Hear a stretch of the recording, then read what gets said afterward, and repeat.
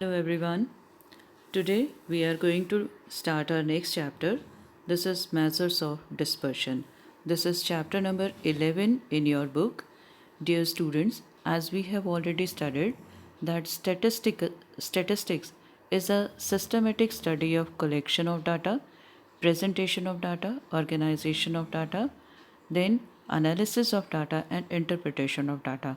We have already completed our three stages, that is collection of data, organization of data, presentation of data, and we are discussing about our fourth stage, that is the analysis of data.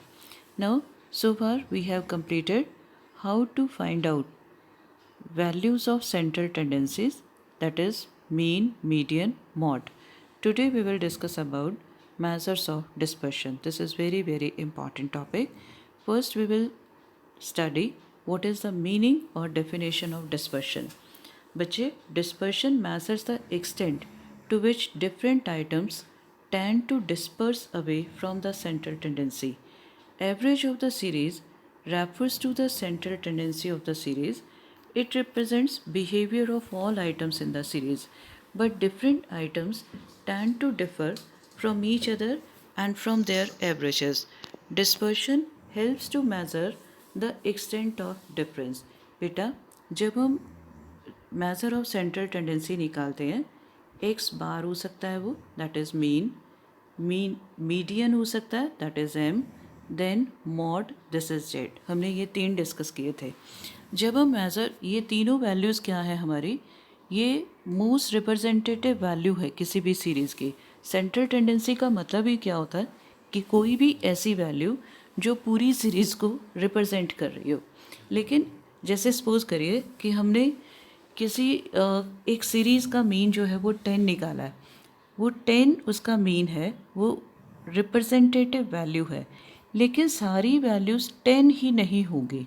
तो जो actual values हैं उनका central tendency से कितना difference है, कितना dispersion हो रहा है, ये है हमारा डिस्पर्शन. हम यहाँ फाइंड आउट करेंगे कि कितनी इन वैल्यू से वेरी कर रही है. सपोज करिए कि एक सीरीज़ है, उसकी एक वैल्यू है 7, दूसरी है 10, तीसरी है 14 और उसका जो मीन आया है वो आया है 8.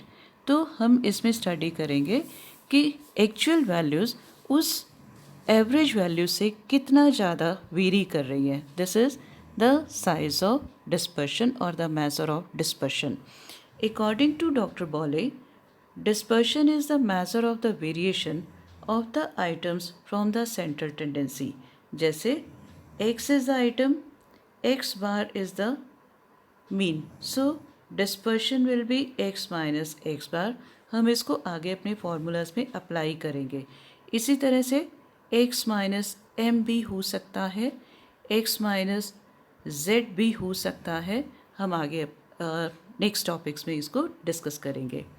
Now, objectives related to the measurement of dispersion: to know the variation of different values of the items from the average value of a series. अभी हमने डिस्कस किया to know the variation of different values, that is x minus x bar or x minus m or x minus z. Now, to know the range of values, that is difference between the highest and the lowest value.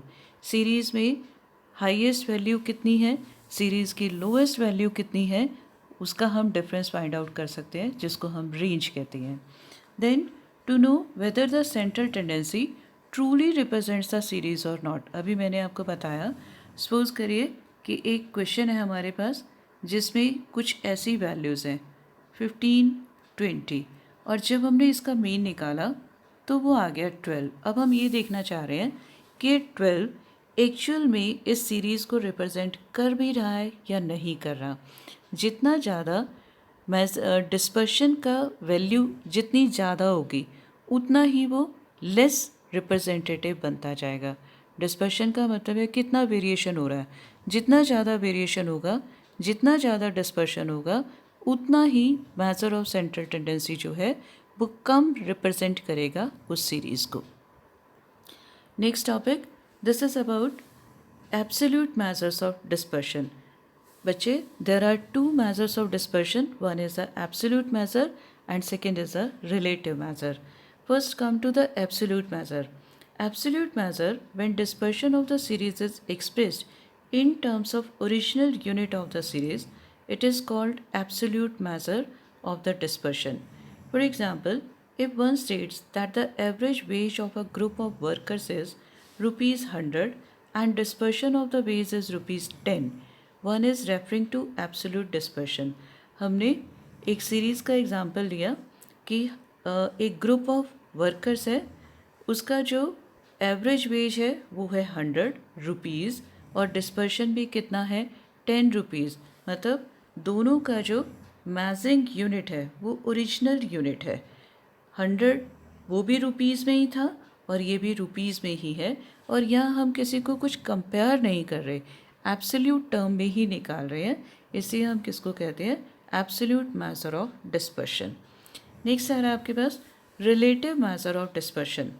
The relative measure of dispersion expresses the variability of data in terms of some relative value और percentage. मतलब किसी के comparison में हम इसको निकालने जा रहे हैं.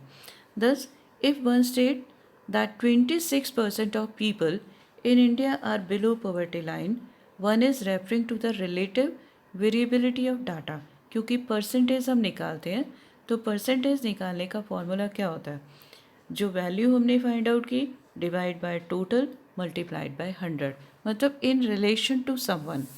इन such cases absolute variability, the sentence is very very important.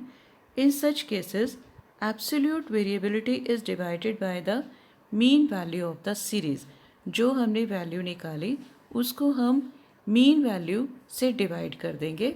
This major of dispersion is use when one studies 2 or more series simultaneously. Relative measure of dispersion is known as coefficient of dispersion. बच्चे, आगे हम अपना topic discuss करेंगे, वहाँ आपको better समझ आएगा कि एब्सोल्यूट डिस्पर्शन क्या होता है और रिलेटिव डिस्पर्शन क्या होता है, रिलेटिव मेजर ऑफ डिस्पर्शन क्या होता है. Move to the next topic. This is methods of measuring dispersion. अब हमारे पास 5 मेथड्स हैं डिस्पर्शन के. First is the range. Range is, ये सारे के सारे जो हैं ये एब्सोल्यूट मेजर्स हैं, ठीक है, और इनके रिलेटिव मेजर्स क्या बनेंगे अभी हम डिस्कस करेंगे. First is the range. Coefficient of range will be the relative measure. Quartile deviation absolute measure. Coefficient of quartile deviation relative measure. Mean deviation absolute measure. Coefficient of mean deviation relative dispersion. Then standard deviation, this is absolute measure. Coefficient of standard deviation, this is relative measure. Then Lorentz curve, this is the diagrammatical presentation of dispersion.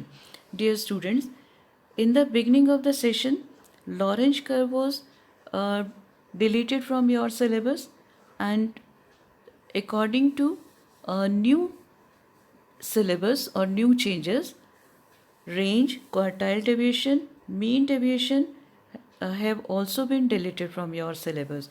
So, out of these 5, only standard deviation is in your syllabus.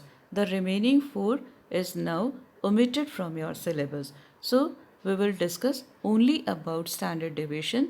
What is standard deviation? How it is calculated in different types of series. Now, what is standard deviation? Standard deviation is the most satisfactory and scientific method of dispersion. That's why it is widely used method in statistical analysis. Now, what's about the definition? Very, very important. Standard deviation is generally denoted by sigma. This is sigma. Denoted by sigma of the Greek language. It is the square root of the arithmetic mean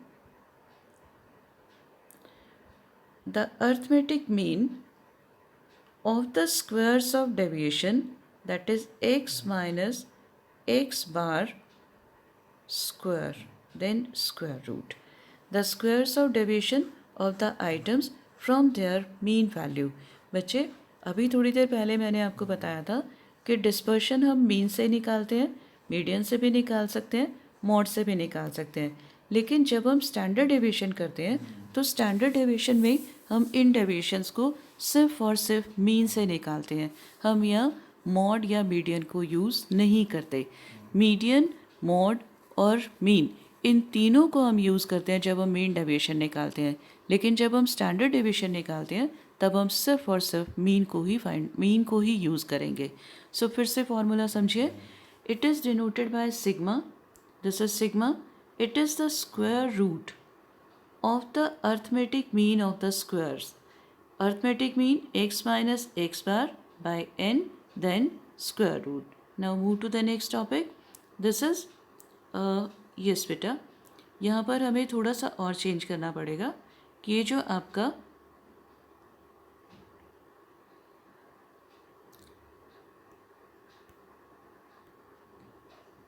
इसको हम इस तरह से लिख लेते हैं। ये जो n है, n आपका स्क्वायर में नहीं आ रहा। This is x minus X bar square, this is square.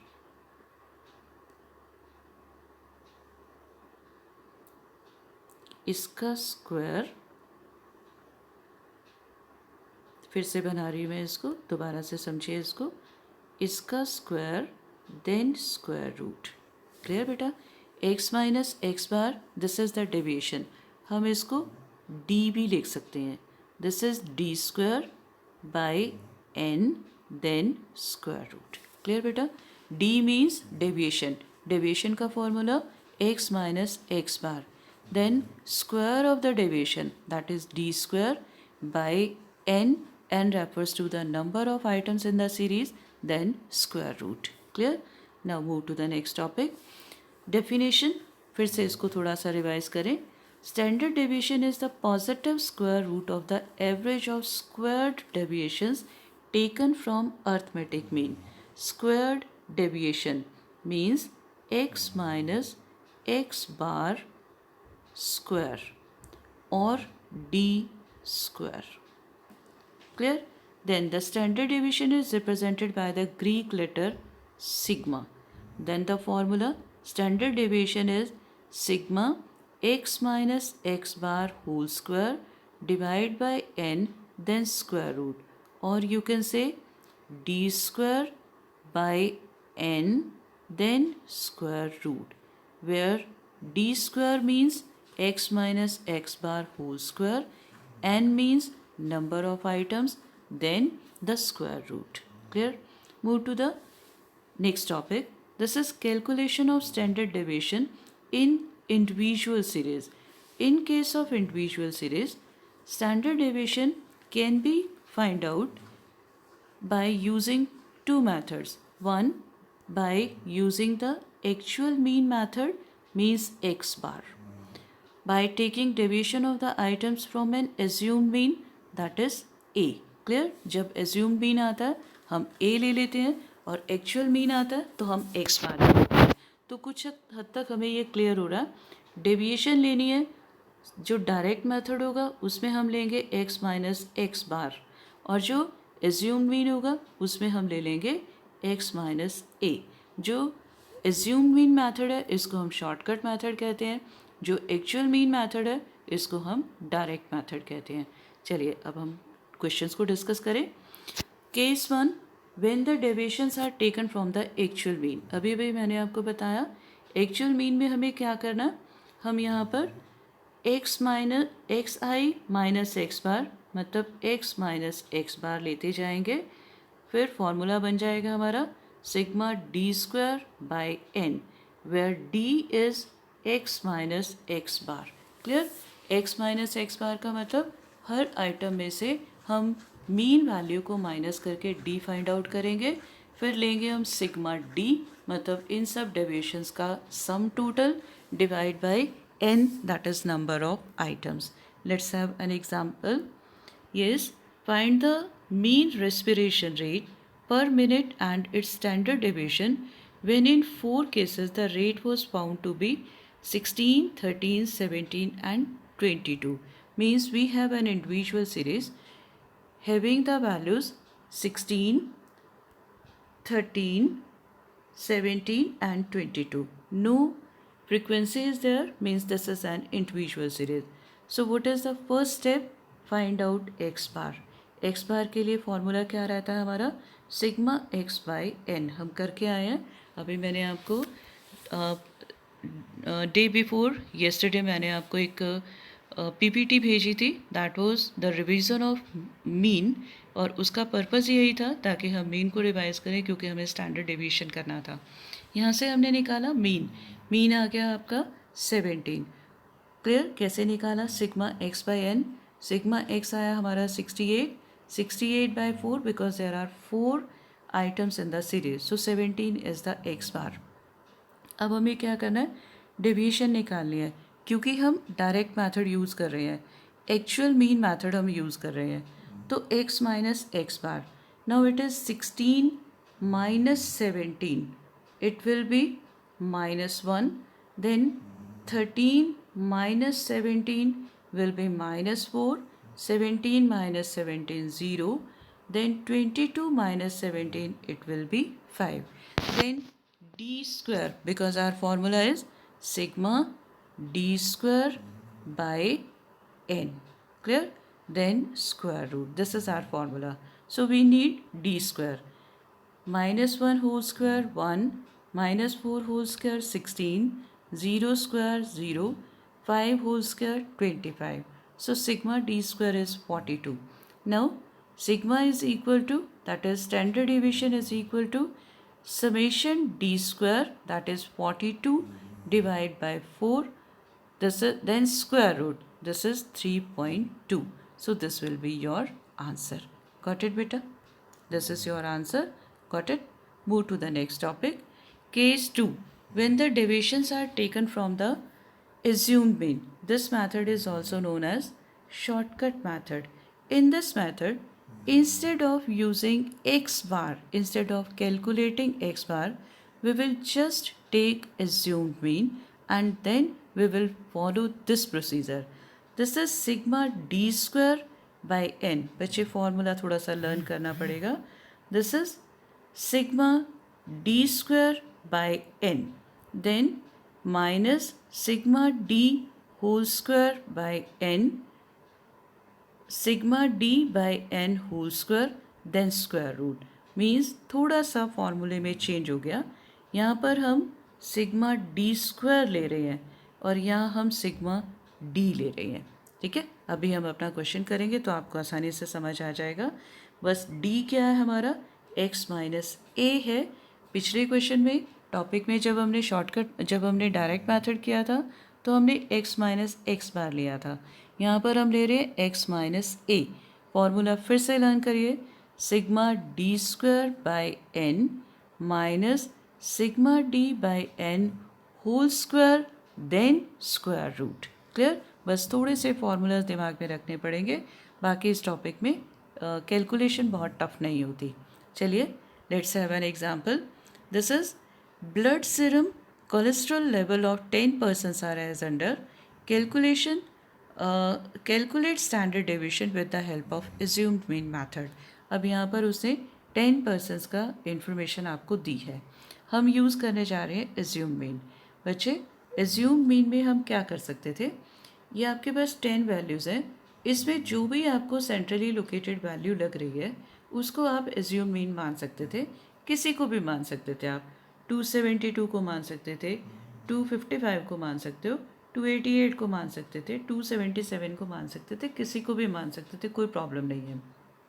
लेकिन जनरली हम क्या रूल फॉलो करते हैं कि जो इस सीरीज़ की लोएस्ट वैल्यू है, हमारी इस सीरीज़ की लोएस्ट वैल्यू 240 है और हाईएस्ट वैल्यू हमारी 290 है. हम 290 और 240 को ऐड करेंगे तो हमारे पास कितना आएगा? 530 आ जाएगा. 530 को अगर हम 2 से डिवाइड करेंगे तो 265 आता है. तो हम नियर अबाउट 265 ले लें. 263 भी ले सकते हैं, 264 भी ले सकते हैं, जैसे इस क्वेश्चन में उसने 264 लिया है. बाकी ऐसा कोई हार्ड एंड फास्ट रूल नहीं है. जो आपके हिसाब से सेंट्रली लोकेटेड वैल्यू वो आप ले सकते हो. जनरली हम इस प्रोसेस को यूज़ करते हैं कि लोएस्ट वैल्यू और हाईएस्ट वैल्यू को ऐड कर लेते हैं और उसका हाफ कर लेते हैं। जैसे हमने इस क्वेश्चन में 240 और 290 को टोटल किया, ये हमारा 530 बना। 530 का हाफ हमारा 265 बनता है। तो 265 के नियर अबाउट 263 भी हो सकता था, 264 भी हो सकता है, या फिर 265 भी हम ले सकते हैं। ले सकते हैं हम इसको। अब हमने क्या किया, after taking the assume mean, अब हमें लेना है डी, क्योंकि हमारा फॉर्मूला क्या था, recall your formula, sigma D square by N minus sigma D by N whole square.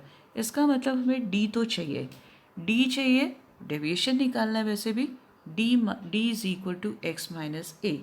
इस सब को हमने जैसे पहले मेथड में किया था, तो सिग्मा डी हमारा आ गया 1, समेशन डी हमारा 1 आ गया। फिर दूसरा हमें चाहिए सिग्मा समेशन डी स्क्वायर, तो इसी को हम डी स्क्वायर में कन्वर्ट कर लेंगे। 20 minus 24 whole square is equal to 576 minus 4 whole square is equal to 16। इसी तरह से हम सबका स्क्वायर निकाल लेंगे। तो समेशन डी स्क्वायर आपका आ गया 2689।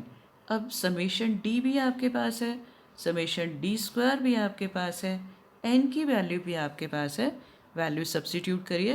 This is summation D square by N minus summation D by N whole square. On substituting the values, we will be able to find out square root।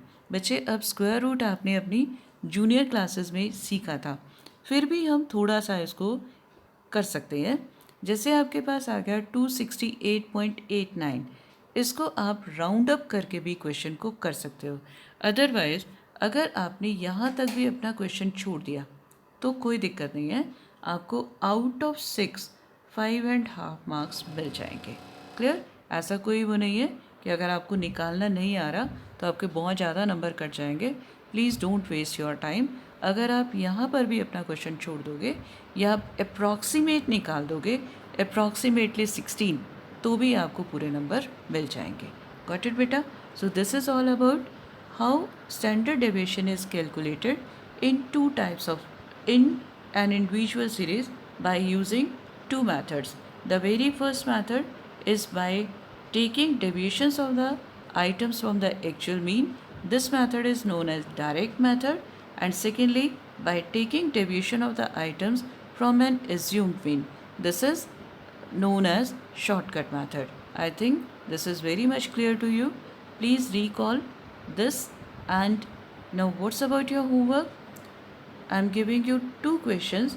First is find standard deviation. Answer is already given for these two questions.